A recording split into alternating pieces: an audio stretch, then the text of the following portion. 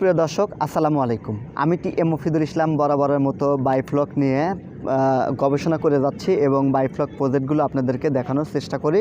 সেই সঙ্গে বায়োফ্লক প্রোডাক্টের নতুন নতুন রিভিউ নিয়ে আসি, এটা আপনারা জানেন। তো আজকের ভিডিওটা একটু ব্যতিক্রম। আজকে আমি যে প্রজেক্টটিতে আসছি এটি নাটোর জেলার নাটোর সদরের আহমদপুরে এই বায়োফ্লক প্রজেক্ট। নারী উদ্যোক্তা মোসাম্মদ হামিদা খাতুন, তার মুখেই শুনবো আজকের বায়োফ্লকের উদ্যোক্তা হওয়ার গল্প। চলুন তার সাথে পরিচিত হই। আসসালামু আলাইকুম। ওয়ালাইকুম আসসালাম। আপু, প্লিজ আপনার পরিচয় দিয়ে আজকে আমাদের সাথে একটু কথা বলবেন বায়োফ্লক নিয়ে। আসসালামু আলাইকুম, আমি হামিদা খাতুন। আমি মূলত একজন শিক্ষক, সে পাশাপাশি আমার ছোট একটা ভাই আছে, তার জন্যই মূলত এই প্রজেক্টটা করা। আচ্ছা আচ্ছা প্রাইমারি স্কুলের শিক্ষক আমি। আচ্ছা আচ্ছা। তো আমরা একটু জানতে চাচ্ছি যে এই যে বায়োফ্লক নিয়ে যে আপনি সবজি চাষ করতেছেন বা বায়োফ্লক প্রজেক্ট করছেন, এইটা কিভাবে আসলেন? মানে আপনার এটা মেমোরিতে কিভাবে নিলেন? আসলে নেট দুনিয়াতে তো অনেক কিছুই দেখা যায়, ইউটিউবে অনেক কিছুই দেখলাম, এর মধ্যে থেকে এরকম একটা প্রজেক্টের অনুসন্ধান আমি পাই, যেটা আমি ফলো করি এবং খুব ভালো লাগে। শাইখ সিরাক স্যারের আমি দেখছি, ভিডিও দেখছি, উনি অনেক কৃষির উপর অনেক ভিডিওই ছাড়েন। তো তার মধ্যে থেকে বায়োফ্লক নিয়েও উনি কিন্তু ভিডিও দেখাইছেন, আমার খুব ভালো লাগছে তার ভিডিও। আপা, আমরা জানতে চাচ্ছি যে আমরা জানি যে আপনি একজন স্কুল শিক্ষক, তো এখন করোনাকালীন সময় স্কুল বন্ধ, তো সেই সময়টাই আপনি আসলে কাজে লাগিয়েছেন। হ্যাঁ, স্কুল বন্ধ, মূলত আসলে স্টুডেন্টদের স্কুল বন্ধ, আমাদের স্কুল আসলে আমাদের ঠিকই যেতে হয়, অফিস করতে হয়, বাসা অনলাইনেও ক্লাস করতে হয়, সেটা ঠিক আছে। পাশাপাশি আর কি আমার ছোট ভাইয়ের জন্যই মূলত করা। আচ্ছা, তার মানে এর যত্ন আপনি এবং আপনার ছোট ভাই মিলিতভাবে এই বায়োফ্লক প্রজেক্টটি করছেন। তো এখানে কত লক্ষ লিটার বা কত হাজার লিটার আপনি কালচার করতেছেন? এই মুহূর্তে করতেছি 1 লক্ষ লিটার। আচ্ছা আচ্ছা, 1 লক্ষ। ভবিষ্যতে মানে সামনে আরো কিছু প্ল্যান আছে, বাড়ানোর। তো এই যে বিভিন্ন ধরনের শাকসবজি দেখতে পাচ্ছি, এগুলো কি বায়োফ্লকের যে অতিরিক্ত পানি অর্থাৎ স্লাশ বা মাছের পায়খানা, যেটা সহজ কথাই বলতে পারি, তো সেগুলো দিয়ে কি এই চাষবাস হচ্ছে? জি। আচ্ছা আচ্ছা। অনেক সময় যে অ্যামোনিয়া হয়ে যায়, অ্যামোনিয়া কন্ট্রোল করতে হলে পানিটা ছাড়তেই হয়। ওই পানিটা আসলে কাজে লাগাই, তখন এই সবজির কাজে লাগাই, অনেক সুন্দর সবজি হয়, কোনো রাসায়নিক পদার্থ লাগে না। আপা আসলে বোঝাইতে চাচ্ছে যে বায়োফ্লকের যে অতিরিক্ত পানিটা আছে, অর্থাৎ প্রতি 1 দিন বা 2 দিন 3 দিন পর পর 5 লিটার 10 লিটার বা 20 লিটার পানি ছেড়ে দিতে হয় আউটলাইন দিয়ে, এটা অ্যামোনিয়া গ্যাস কন্ট্রোল করার জন্য। তো অ্যামোনিয়া গ্যাস কন্ট্রোল করার জন্য যে পানিটা ছেড়ে দিতে হয়, এখানে অনেক ধরনের স্লাশ থাকে, ময়লা আবর্জনা থাকে, মাছের বর্জ্য থাকে। তো এই মাছের বর্জ্যগুলো এবং ওই পানি মিশ্রিত পানিগুলো এই শাকসবজির বেডে আপনি দিচ্ছেন, এবং এখানে অন্য কোনো সার ওষুধ প্রয়োগ করতেছেন না। দর্শক, আমরা এখান থেকে কিন্তু প্রাকৃতিক পদ্ধতিতে সার ওষুধবিহীন সবজি চাষ করা বিষয়টি হামিদা খাতুন ম্যাডামের কাছ থেকে আমরা জেনে নিলাম। ম্যাডাম আমাদেরকে আরও যতটুকু বলতে চাচ্ছেন বা বলছেন যে এখানে অনেক ধরনের, ম্যাডাম আমরা একটু জানতে চাচ্ছি এখানে কি কি শাক আপনি দিয়েছেন? এখানে ধনিয়া পাতা এবং পালং শাক আছে, সামনে আছে চায়না জাতীয় লেটুস পাতা, যেটা সবজি খাওয়া যায়। আচ্ছা, আর এগুলো টমেটো আছে। হ্যাঁ, অনেক টমেটো আছে, এখানে অনেক টমেটো দেখতে পাচ্ছি, টমেটোগুলো বেশ সুন্দর হয়েছে এবং গাছগুলো খুব মানে ঝরঝরা সুন্দর। তো এর পাশাপাশি আমরা এই যে এই পাশেও তো দেখতে, ওই পাশে আছে অনেক বড় বড় টমেটো আছে। আচ্ছা, এই পাশে বড় বড় টমেটো আছে। দর্শক, আমরা অনেক কিছুই দেখতে পাচ্ছি, দেখেন গাছগুলো কিন্তু অত্যাধুনিক এবং সুন্দর। আমি একটু একদম সবুজ সতেজ, এই যে টমেটোগুলো দেখেন খুব সুন্দর। দর্শক, এর সাথে আমরা আরেকটা জিনিস দেখাবো, সেটা হচ্ছে যেহেতু আমরা 7 কৃষি বলেছি বা আমাদের ম্যাডাম বলেছেন যে শাইখ সিরাজ সাহেবের চ্যানেলে 7 কৃষি দেখেই উনি এই উদ্যোক্তাটা নিয়েছেন। দেখেন, মাছের উৎকৃষ্ট যে পানিটা, অর্থাৎ অ্যামোনিয়া কন্ট্রোলের করার জন্য যে পানিটা আউটলাইনে ছেড়ে দেওয়া হয়, সেটা আপনারা চাইলে ভালোভাবে কাজে লাগাতে পারেন।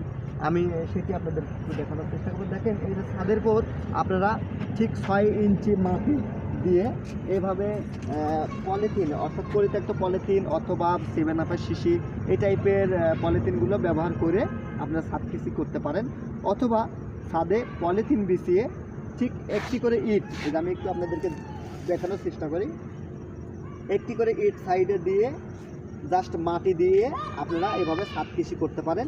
তাতে ছাদ ড্যাম হবে না, কারণ আপনি পলিথিন নিচে থাকছে এবং সাইডে আপনি ইট দিয়ে বাউন্ডারি দিয়ে দিবেন।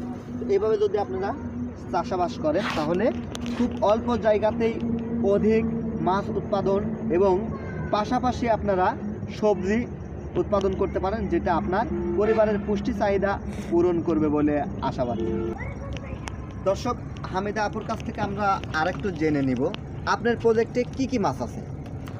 আমার প্রজেক্টে এই মুহূর্তে আছে গুলশা ট্যাংরা আছে, আর আর শিং মাছ আছে, কই মাছও আছে। সব মিলে আমরা দেখতে পাচ্ছি আপনার এই মুহূর্তে 5টি প্রজেক্ট রানিং আছে। তো সবগুলোতেই আমি দেখতে পাচ্ছি যে আপনি LP100 ব্যবহার করছেন 3টি প্রজেক্টে, এবং আমরা একটি প্রজেক্টে দেখতে পাচ্ছি CP1000 গ্রুপের এয়ার পাম্প। তো দেখতে পারলাম আপনার CP1000 গ্রুপের এয়ার পাম্প এবং 2টা LP100। তো আপনার মাসের বিদ্যুৎ বিল কেমন আসতেছে একটু যদি বলেন। মাসে আমার এখন 1 লক্ষ লিটার কালচারের ক্ষেত্রে এই 2000 টাকা আসছে, 1500 থেকে 2000। আচ্ছা। তো দর্শক, আমরা দেখতে পাচ্ছি 1 লক্ষ লিটার কালচারের জন্য ম্যাডাম CP1000 গ্রুপের একটি এয়ার পাম্প এবং LP100 2টি ব্যাকআপ হিসেবে রাখছেন এবং ব্যবহার করেন। তো এগুলো দিয়েই উনি মাছ কালচার করছে। অনেকেই বলছে যে ডিও হয়তো বা কম হবে। তো ডিও লেভেল যদি ঠিক থাকে তাহলে আসলে এয়ার পাম্প কোনো বড় বিষয় না। আমার সবচেয়ে মূল বিষয় হচ্ছে আমার প্রজেক্টে এয়ারেশনটা সঠিকভাবে হচ্ছে কিনা, তাই তো?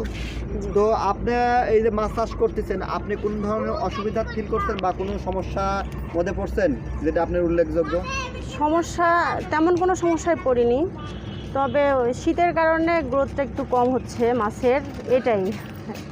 তবে সেই ক্ষেত্রে আমার মনে হয় যে যদি আপনি গ্রিন হাউস পদ্ধতিতে করেন সেক্ষেত্রে হয়তোবা আপনার শীতের যে সমস্যাটা বা তাপমাত্রা কমে গেলে যে মাছ খাচ্ছে না, এই প্রবলেমটা সলভ হবে বলে আশা করতেছি। দর্শক, আপনারা চাইলে এই ধরনের শেড না করে পলিথিন দিয়ে আবৃত করে শেড তৈরি করতে পারেন। এতে গ্রিন হাউসের কাজটা হবে, তাপমাত্রাটা ভালো থাকবে বলে আমরা আশা করতেছি। যেহেতু আমাদের আহমেদা খাতুন ম্যাডাম বলছেন যে শীতের কারণে মাছ কম খাচ্ছে, মাছের তুলনামূলকভাবে গ্রোথ কম। তো তার জন্য আমরা যেটা করতে পারি সেটা হচ্ছে যে আমরা পরিবেশ বান্ধব গ্রিন হাউস কম খরচে তৈরি করতে পারি। তো দর্শক, আমরা অনেক মূল্যবান তথ্য জানলাম হামিদা খাতুন ম্যাডামের কাছ থেকে। ম্যাডাম আমাদেরকে অনেক সহযোগিতা করছেন এবং আমাদের এই বাইফ্লক প্রজেক্ট টোটালি ঘুরিয়ে দেখাইছেন এবং তার সবজি বেডগুলো আমরা দেখলাম। তো ম্যাডাম, অসংখ্য ধন্যবাদ আমাদের সাথে থাকার জন্য। আর আমাদের চ্যানেলের নাম বাইফ্লক A to Z। অবশ্যই আমাদের চ্যানেলটি সাবস্ক্রাইব করবেন, প্লাস আমাদের ভিডিওগুলো দেখবেন। দর্শক, তরুণ উদ্যোক্তাদের জন্য বা দর্শকদের উদ্দেশ্যে কিছু বলার জন্য বিশেষ অনুরোধ করছি। Madam please. মোট কথা হচ্ছে বেকারত্ব দূর করার জন্য কিছু একটা করা দরকার। চাকরির আশায় বসে না থেকে যদি ছোট, এখানে কিন্তু অনেক বেশি ব্যয় করতে হচ্ছে না, ইনভেস্ট অনেক বেশি করতে হচ্ছে না। এই টাকা যদি দিয়ে বেকার যুবক বা তরুণ তরুণী যারাই থাকুক, যদি আশেপাশে এরকম জায়গা ফাঁকা থাকে, বাড়ির আশেপাশেই হয়ে যায়, ছাদেও হয়, উঠানেও হয়, তো তারা করতে পারে, করে দেখতে পারে। এখন তো আমরা যখন করছি তখন তো সিমেন্ট ট্যাঙ্কি দিয়ে করছি, এটা একটু ব্যয়বহুল হয়েছে। তো দিন যত যাচ্ছে তত প্রযুক্তি বাড়ছে, অনেক কম খরচেও এখন এই প্রজেক্ট তৈরি করা যায়, তো তারা করতে পারে। অসংখ্য ধন্যবাদ আপু আমাদেরকে সময় দেওয়ার জন্য, আপনার মূল্যবান মতামতের জন্য আমি কৃতজ্ঞতা জ্ঞাপন করছি। দর্শক, আপনাকেও ধন্যবাদ। ভালো থাকবেন, সুস্থ থাকবেন, সবার উদ্দেশ্যেই আল্লাহ হাফেজ। আসসালামু আলাইকুম। বাইফ্লক সামগ্রীর একটি বিশ্বস্ত প্রতিষ্ঠান TM electronics, biofloc A to Z Natore. আপনাদের সকল পণ্যের জন্য আমাদের সাথে যোগাযোগ করতে পারেন। আমাদের আছে দক্ষ টিম যারা আপনাদের সর্বক্ষণিক সহযোগিতা করে থাকে। আল্লাহ হাফেজ।